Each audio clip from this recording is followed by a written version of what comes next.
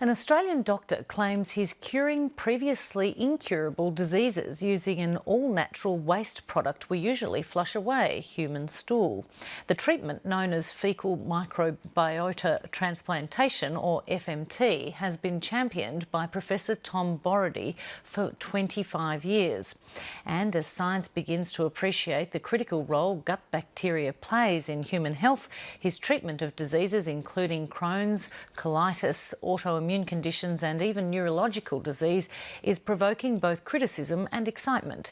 As Kerry Brewster reports, while some doctors regard faecal transplants as potentially dangerous, two of Australia's biggest teaching hospitals are embarking on a large national trial. It's medicine's new frontier, the bacteria that lives in the human gut. In terms of genetics, the microbiome, there's about 3.1 million different genes. There's a hell of a crowd of individuals living in our colon. Bacterial cells far outnumber human cells, and scientists say what we learn about these bugs may radically change how we treat disease. I think we're on the edge of something really tremendously exciting and of great significance for personal and public health. Just throwing some water in there.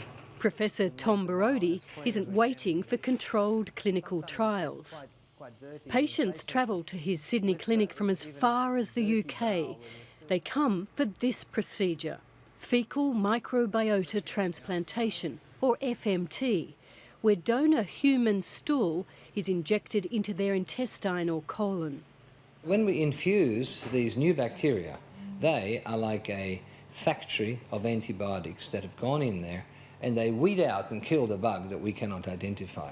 So we put in 150 cc's. Professor Borody claims he's cured dozens of colitis and Crohn's cases, gut diseases regarded as incurable everywhere but here. I think it's a hell of a breakthrough to be able to say we can cure colitis. Where all those little dots are where all this black area was. Why is the tissue black? Well, it's dying.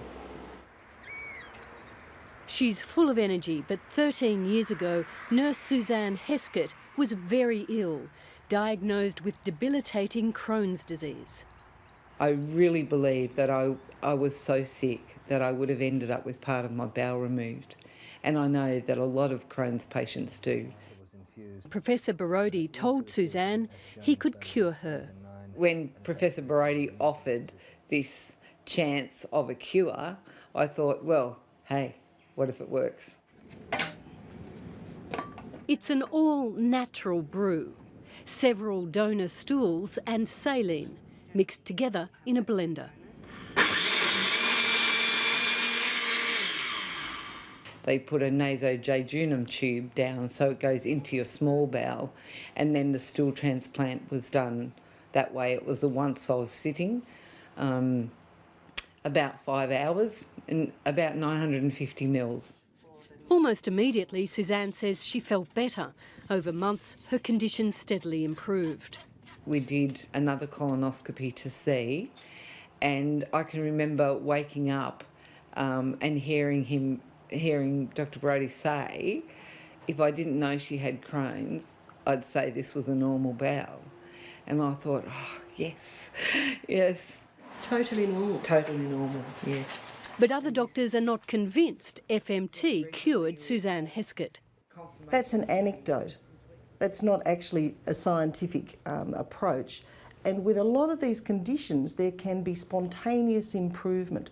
The symptoms can wax and wane, and sometimes people are going to get better for a while without intervention. Dr. Katie Ellard says there's no proof FMT cures anything except a gut infection caused by the bacteria C. difficile. It would be inappropriate for enthusiasm to overtake caution and start doing FMT for all sorts of conditions where we actually don't know if it works or if there is a potential downside. It's not impossible that we could do something that could give the patient symptoms or exacerbate their problem. Tom Borody has a patient waiting list that extends into next year. His collaborator, Emeritus Professor Robert Clancy, says FMT is not only safe, but a game changer. The significance is that if we can completely change the outcome of at least a significant proportion of patients with colitis for the very first time, then it tells us a lot more about what is causing it.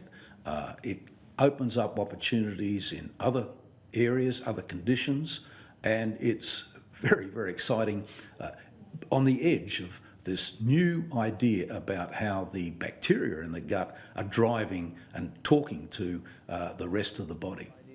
Professor Borody says he's no longer surprised when conditions seemingly unrelated to the gut either ease or vanish, including autoimmune disease. We were treating one thing, the RA went away. It was classic rheumatoid factor positive RA. Parkinson's. Her movement disorder, her stiffness and her tremor significantly went away. And autism. Well, little David went from about 20-something words to over 800 words, and it woke us up to the concept that, in fact, colonic flora is probably the source of autistic neurotoxins.